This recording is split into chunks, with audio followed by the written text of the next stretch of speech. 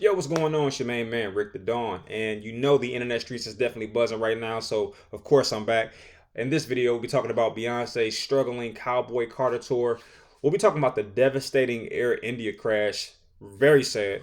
We'll be talking about Trump's new gold card. Ooh. And of course, we'll be talking about the NBA Finals Game 3. All right, so I want to start off with this whole Cowboy Carter tour. And it turns out that it is not doing so well. It is primarily because, well, I'll tell you why we know about it and why it's a big deal to some people. It's because we're in the social media era. And what that means is when you have a bad seating turnout, let's say you're at a Beyonce concert, you don't see a lot of people in the stands, you know, you're prone to take your phone out and, try to get a few clicks or a couple likes by saying, "Ooh, Beyonce's tour is not really doing so well." And that's really what's happened.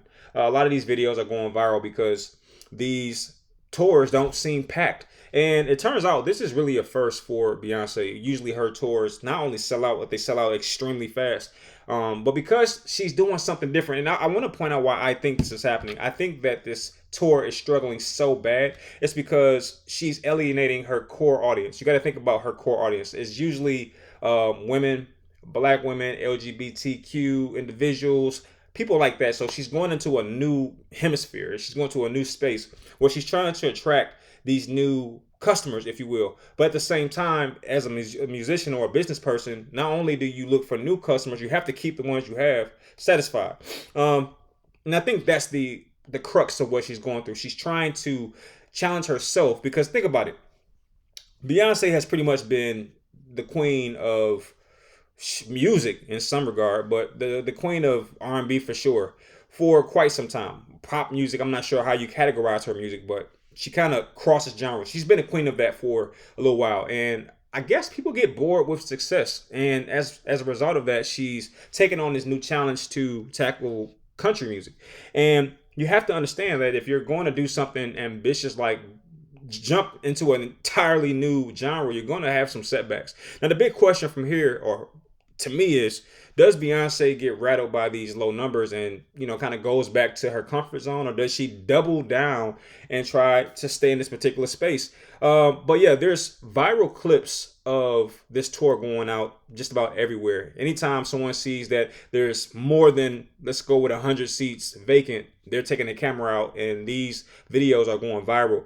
But this is one of the first tours to not do well. And again, she's going into a completely different genre.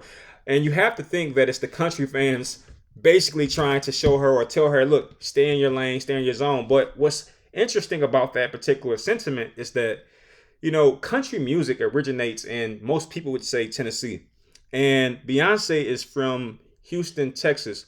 And if you think about it, Texas and Tennessee are basically neighbors. I think the only state that separates Tennessee and Texas is like Arkansas, right? So with that being said, look, she's well within her rights to come out with a country album. She's from the South. She's from Texas, which is right next to Tennessee. I'm not sure what the big problem is, but it is not all bad. And I'm happy to say that Beyonce's Cowboy Carter album did debut at number one on the Billboard 200. And by the way, she's the first black woman to ever do so. So that's pretty good. And also got nominated for 11 Grammys. That's pretty essential. And she won the best country album. Look, that is the reason why everybody's mad. Look, we're okay with you jumping into this genre and trying your hat and seeing if you can do well. But we are not okay with you winning best country album. And let me believe, look, that's all politics. You just got to understand that that's politics. She is someone that has a lot of, access. People can pull some strings and make something like that happen, especially with the Grammys. The Grammys has lost a lot of their credibility over the years. I don't think they know it, but most people don't care about Grammys like they used to, only because it comes across as if a Grammy can be bought. So I think it's lost a lot of its luster. But I'm gonna tell you, it was crazy because I was online. It was IG, if I'm not mistaken, and I saw a post that said something about the Church of Beyonce. Did you know that there's a church out there that actually worships Beyonce? Like, you know how people say, like, won't he do it in reference to God or Jesus? Like this group of people say, "Won't she do it?" in reference to Beyonce. I said, "Yo, these people going straight to hell." Um, but I just thought that was funny. And you know what's interesting about this whole Beyonce thing, especially the Church of Beyonce. I used to be the biggest Beyonce fan. You wouldn't believe how much I love this woman. A very beautiful woman. Look, it was Latoya Luckett, right? That was my favorite Destiny Child's member until Beyonce got rid of her competition, like she always does. And so then it became Beyonce by default. But man, I was listening to her album. It was called B Day. And on this album, it completely threw me off. Now, if you know anything about me, you know I'm a Jesus head. I love Jesus. I don't lead with it, but I love him so much. So I was listening to the album. I was riding in my car, and Beyonce says something to the effect of, "I've been looking for God, and I think I found him." And she was talking about Jay-Z. You know how Jay-Z thinks he's God. Oh my gosh. You think he's God, or he think he's like a God MC, or he calls himself Jehovah, which is a play on Jehovah Jireh, God's name. So she was saying she was looking for God, and she thinks she found him. This is when Beyonce and Jay-Z's relationship was starting to go public, around like 2005, 2006. And as soon as I heard that, I ejected that CD and threw the hell of I threw that CD the hell out of my car, in other words.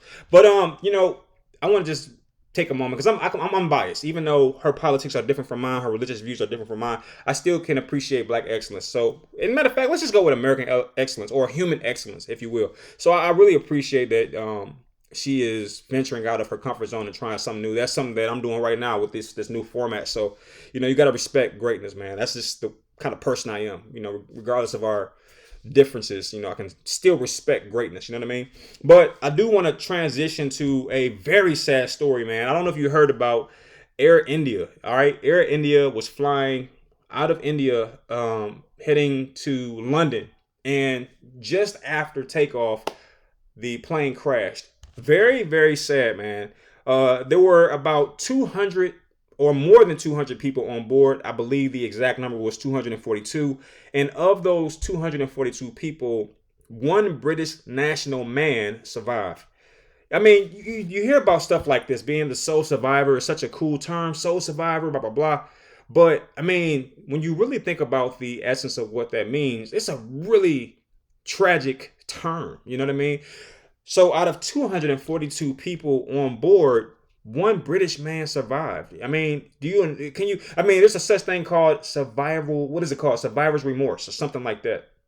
When he finally comes to, because I hear that right now he's being treated, but when he comes to, you have to wonder, like, what about this one person was so significant that he was chosen out of all these people to survive?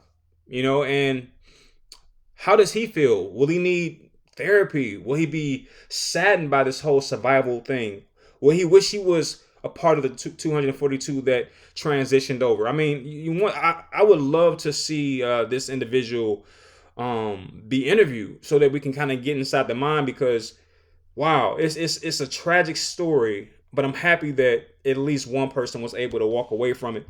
And what's even sadder about this plane crash is that not only did the passengers and the crew members die aboard, with the exception of the one person, but because it was a crash, it's also being reported that there were people on ground who died as well. So that was very terrible. You know, not only, you never really think about that when you hear about a plane crash. It's not just the crash itself, but those parts have to land somewhere. And in this particular case, they are landing on people. And that was really sad. I'm even hearing that the people that the plane parts landed on were doctors, right?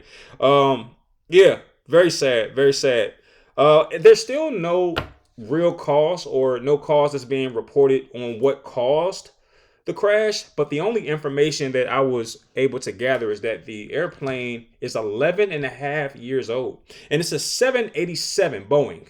All right, I don't know what's going on with these Boeings, man. It's like, look, I don't know what's going on, and you know, plane crashes are not as common as we, the public, are being led to believe, because you know, obviously one plane crash can take up the entire headline, but these things are extremely rare. Nevertheless, I've been hearing about them a little bit more. Like, you had one in DC not long ago, and then you have this one right here.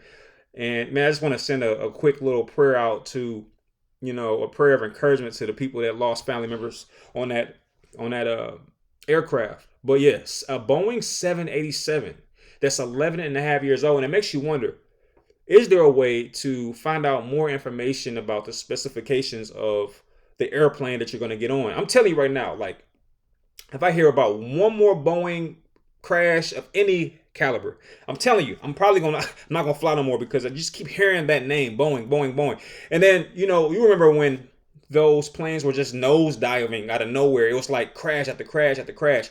They were all Boeing planes, and then they tried to cover it up. I said, yo, something's gonna have to give. But yeah, that's just a sad story, and I just wanted to share that story with everyone. Yeah, no Americans on board, but that's besides the point. That's beside the point. It doesn't matter the nationality of the people who are on the plane. It's just a sad story nonetheless. All right, now we're gonna go ahead and transition over to Trump's new gold card. All right, now this is an interesting one right here. So Trump is, you ain't gonna believe this. And first off, let me go ahead and just say that Trump is the consummate businessman. He's a person that I admire. I really like Trump. I hate that I like this kid. I mean, this is the thing. Like, before Trump became the president, all black people liked Donald Trump. You would hear his name in music. Bill Gates, Donald Trump, let me in now. So it's not uncommon for black people to like Trump. I don't know what this new narrative is. I mean, actually, I do. When a person comes to power, at the end of the day, people get upset. It's just the crab in the barrel effect, especially amongst the black community. It just is what it is.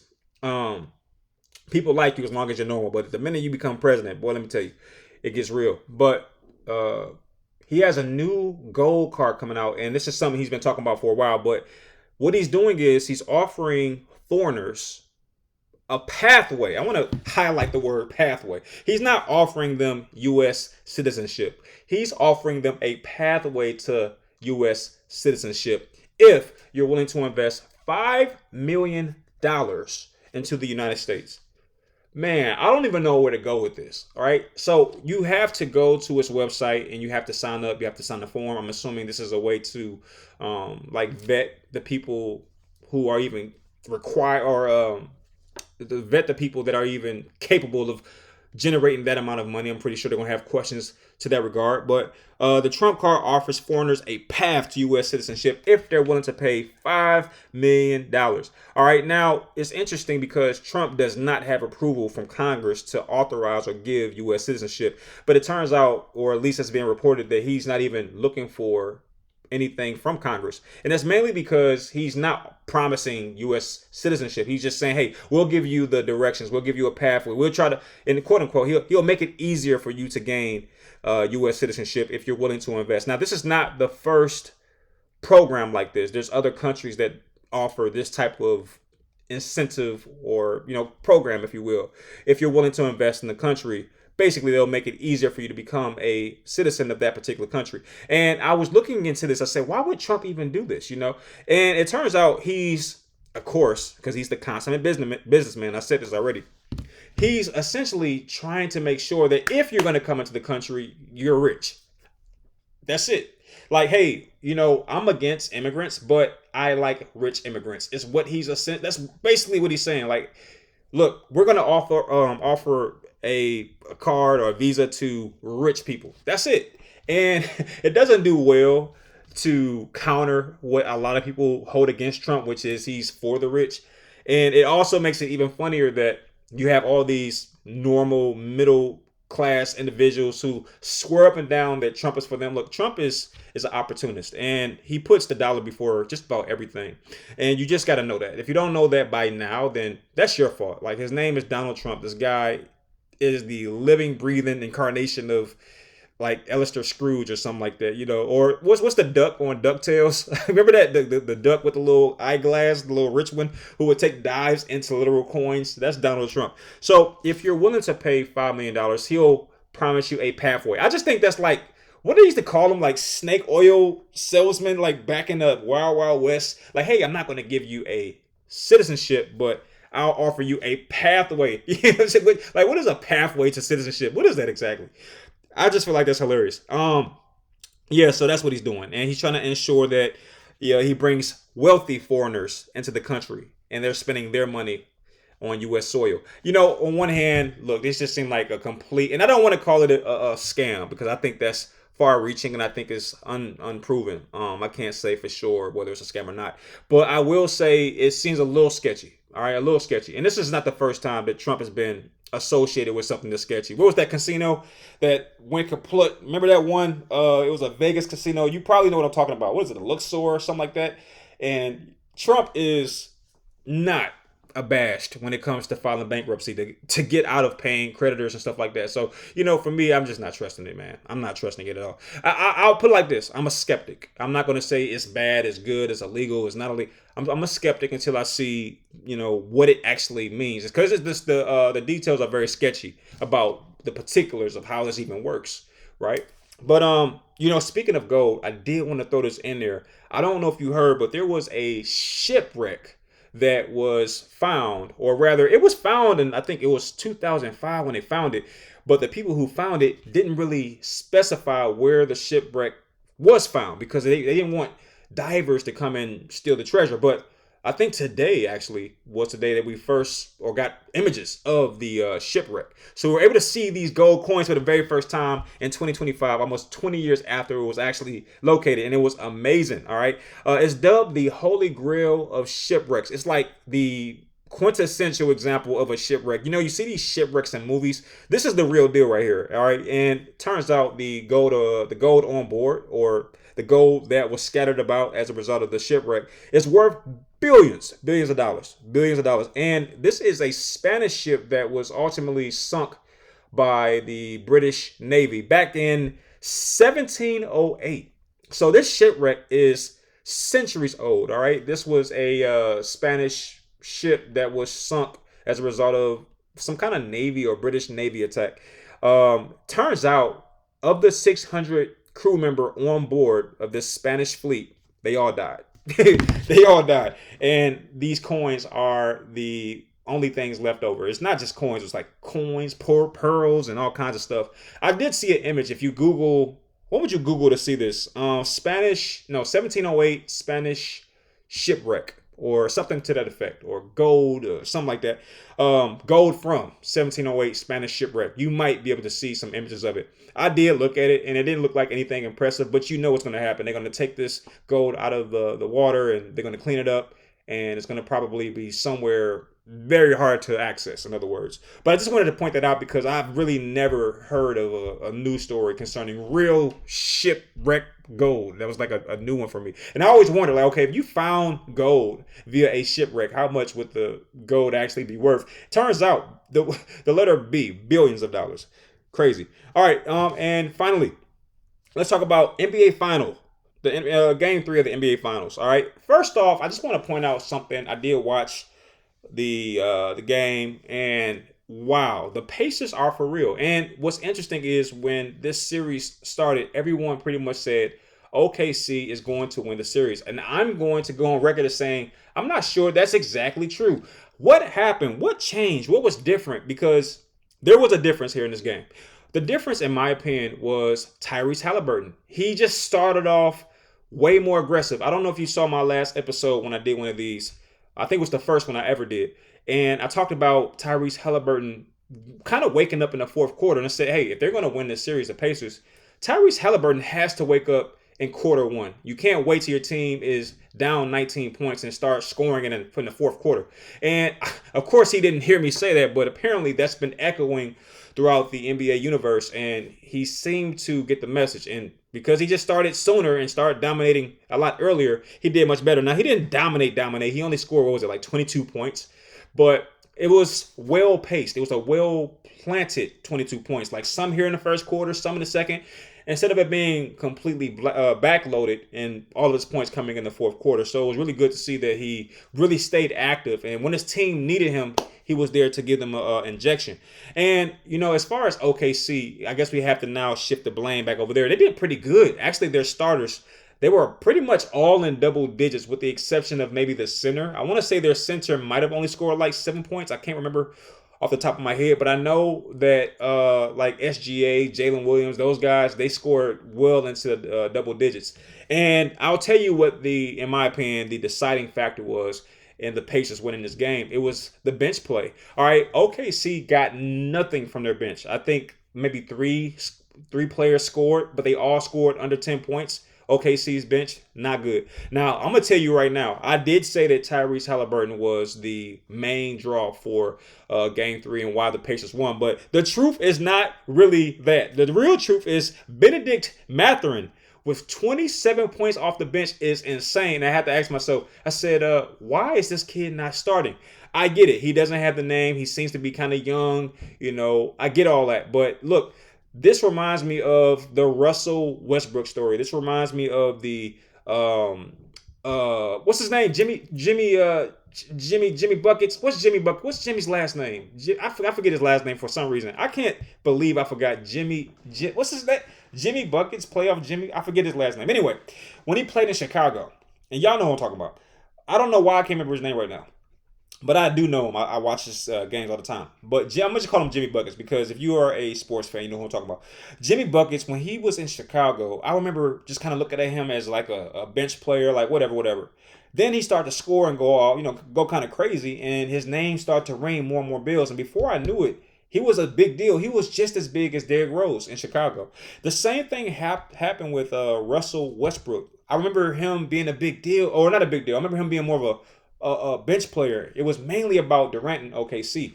But before I knew it, Russell Westbrook was getting just as much love and much praise and attention as Kevin Durant in OKC. So to me, Benedict Mathurin, his story seems to be in that trajectory where he seems to be a player that just comes off the bench, someone that you can kind of just, write off as a generic basketball player. But he scored 27 points in game 3. And let's point out that that's more than Tyrese Halliburton, who is said to be not only a star, but a superstar, according to Jason Williams. And he is definitely the go-to or the marquee player on the Pacers. So how does a bench player outscore the marquee player on the Pacers? And no, that is not a knock against Tyrese Halliburton because, first off, his team won, and winning basically covers up a multitude of issues. But I just want to give Benedict Mathurin, I have to look at his name, as I said, because his name is interesting, and also I've never heard of it before. But I want to give him his credit because 27 points is crazy, and to even outscore the star off the bench, how do you do that? I think he scored like 7 points in 3 minutes, if I'm not mistaken. It was something like that I heard the announcer say. But shout out to the Pacers, man. They are for real, and yeah, everybody is on notice, especially OKC. All right, but yeah, I did want to quickly talk about some of the stuff that's going on in the NBA world. You got Jason Kidd, who's trying to go to the Knicks, and of course, Dallas shut that down. And I'm not even sure why Jason Kidd wants to leave Dallas to go and coach the Knicks. Why would you do that? That makes no sense at all. And here's why: because Dallas is just about guaranteed to get Cooper Flag. Why would you want to leave a prospect of that magnitude? He's like Luka 2.0. What, you're going to go coach the Knicks and get criticized if you do anything wrong? Like, going to coach the Knicks is like going to coach the Lakers. And, you don't want to have that level of, pressure on your back. You want to coach a team like Dallas Mavericks, where if they win, great. If they lose, nobody's really tripping that much. And plus, you're going to get Cooper Flag. And what I thought about it was, how dare him? And I'm not trying to criticize Jay Kidd, but come on, Jay Kidd. You can do better than that. Look, Jay Kidd won his only championship with Dallas, which is why this makes all the sense in the world. If I was Jay Kidd, I would be trying to just stay in Dallas for the rest of my coaching career. Like, seriously, like they would have to fire me. And it turns out Dallas just was not going for this whole Knicks trade or Knicks hiring business. And they vehemently denied New York's proposition to acquire Jason Kidd as their coach. All right, it turns out it was like an aggressive no. And I'm glad it was, because Jay Kidd won his only championship with Dallas, and he's about to get Cooper Flag. It's like, yo, Jay Kidd, just chill and perfect what you have. Because, look, I'm going to tell you right now, New York is about to blow everything up. Because there's talks about Kevin Durant being traded to New York. There's talks about Giannis being traded to New York, which means New York is about to make a big mistake. If they're going to get KD or Giannis, they're going to have to give up so much to get those star players. And I don't know if New York got the memo, but we are out of the super team, superstar. We're out of that era, okay, where you have 3 stars, 3 superstars. We're out of that era. We're moving more into a superstar, followed by a star, followed by veteran players and role players. That's where we're going, okay? That's the hierarchy. And you see that now in the playoffs with the Pacers having Tyrese Halliburton as their star, and then they have all these amazing complementary players. You see it on the see the same thing on the OKC side. We have a superstar in SGA. You got a star in Jalen Williams, and then you got this plethora like Chet, all them. You got this plethora of amazing, role players. That's where we're hitting. That's the direction we're going into. All the teams that's like top heavy, they're gone, right? They're all out of there. So I'm not sure why J. Kidd would want to come to New York. They're going to become top heavy. They're going to have to get rid of so many strong players. You're going to have to get rid of Cat. You're going to have to get rid of probably Mikal Bridges. Some of these amazing talents, you're going to have to get rid of them in order to acquire someone like Kevin Durant and Giannis. And for what? Kevin Durant, if I'm not mistaken, is about to be 37. If not, he's already 37. His best years are behind him. And every team that has acquired Kevin Durant, with the exception of Golden State, has not done well because he mostly prioritizes just scoring. All right. He's a scorer, but the game necessitates more than that. With a player of KD's caliber, it would be amazing if he wanted to be more than a scorer. Like, hey, I want to be the leader of the team. I want to be the vocal leader. But I don't think that's what KD cares about. And I think for the most part, he just want to be a guy who scores a lot of buckets and gets a lot of money and a lot of women. And I know that, and I feel like I know that because KD has openly admitted to smoking weed. Like, I just feel like there's no way you can be the most effective version of yourself if you smoke marijuana. And that's no knock against marijuana because I actually like marijuana. I think it's great at times. I think it's great when you're not at work. I think it's great for the summer. Like if you got the whole summer off, go ahead, smoke you some pot. Who cares? But if you're actually and actively working, I don't think marijuana and work go well together unless you're in like a creative space or a creative field or a creative line of work. But in a line of work where precision is necessitated, I just don't think that marijuana is a great mixture. And because KD openly smokes weed, I don't see why he would even, I wouldn't trade for him at 37. I wouldn't do it unless I had another player that I can really count on. For example, I think KD would do well meshed with a player of his caliber. And there's not many, right? So I think he would do well alongside a Stephen Curry, alongside a Giannis, alongside a LeBron James, or something of that magnitude. He needs somebody else to take on the responsibilities that he doesn't want. Now, as far as scoring, there's nobody who can really match KD. But leadership is something different. And I just think he needs someone who can score just as much as him and lead better than him for that particular, formula to even work. And as far as Giannis is concerned, same thing, but a little different. Giannis is incredibly limited in what he can do, in my personal opinion, especially since the referees have instituted this whole new procedure and how they referee him. Like, he can no longer bow over people. I think when he was able to do that, he was a great acquisition. I think at this point, where they're becoming more strict about how they referee him, where he just can't bow over people and he actually has to take more shots, I'm not sure Giannis is, the biggest draw. Like, my point is this. If Giannis was as good as most people think he is, he would be winning right now in Milwaukee because Milwaukee has a very strong team. All right, they got a very strong team. They should be winning right now, especially in the East. Like, the Bucks are not even a part of the West. Like, if they were in the West, I would get it. But they're in the East. And he has Damian Lillard. Like, come on now. Like, you should be winning right now. And some complementary players that are very effective. So I wouldn't mortgage my entire team for Giannis. And think about if OKC had that mindset, or if Pacers had that mindset where they're saying, hey, you know what? We didn't make the championship this year, so we're going to go ahead and change our whole team. Like, New York is like right there on the cusp of making it into the finals. And we saw the Pacers get close last year. We saw OKC get close last year. And now look at them. They're there. And I really felt like New York should have kept Thibodeau. And I felt like they should hold off on making any drastic changes, especially since they mortgaged so much of their future on Mikal Bridges.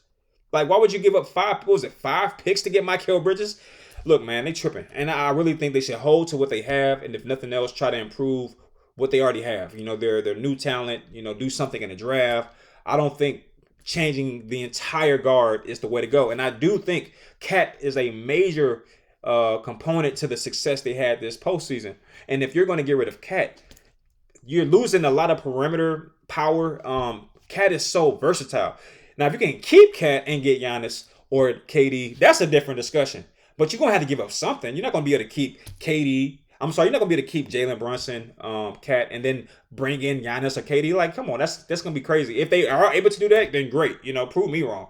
But I don't know if that's possible. But anyway, what do you think about any of the things we talked about in this video? I hope this was informative. I hope it was entertaining, and I appreciate you for watching. And I'll see you soon. Peace.